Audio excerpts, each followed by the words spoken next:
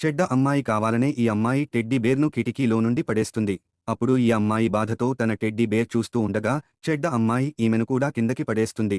కాని ఈమె కింద పడకుండా క్యాబిన్ పట్టుకుని వేలాడుతూ ఉంటుంది. ఇంతలో చెడ్డ అమ్మాయి ఈమెను కొట్టి కిందకు తోసేయాలని అనుకుంటుంది. ఇంతలో వీళ్ల కుటుంబ సభ్యులు కేకు తీసుకుని ఈ చెడ్డ అమ్మాయి పుట్టినరోజు సెలబ్రేట్ చేయడానికి వస్తారు. అప్పుడు చెడ్డ అమ్మాయి కర్టెన్ వేసేసి అక్కడ ఏమీ జరగనట్టు యాక్టింగ్ చేస్తుంది. అలాగే కేకు చూసి ఆనందపడుతూ ఉంటుంది.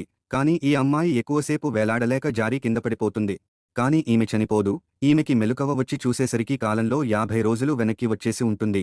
ఇంతలో ఈమె తండ్రి ఈ చెడ్డ అమ్మాయిని తీసుకుని కంపెనీకి వస్తాడు. అయితే వాస్తవానికి ఆ చెడ్డ అమ్మాయి దత్తత కూతురు. అలాగే ఈ అమ్మాయినే ఇతడి సొంత కూతురు. కాని ఈమె పేరెంట్స్ చెడ్డ అమ్మాయినే బాగా చూసుకుంటాడు. ఈ అమ్మాయి ఎన్ని మంచి పనులు చేసినా సరే ఈమెను సరిగ్గా చూసుకోరు. కాని ఇప్పుడు ఈ అమ్మాయి వీళ్లతో తెగతెంపులు చేసేసుకుంటుంది. అలాగే తన తండ్రి కంపెనీ నుండి వెళ్లిపోతుంది. ఇంతలో అక్కడున్న ఉద్యోగులు కూడా ఈమెతో పాటు కంపెనీ వదిలి బయటకు వచ్చేస్తారు.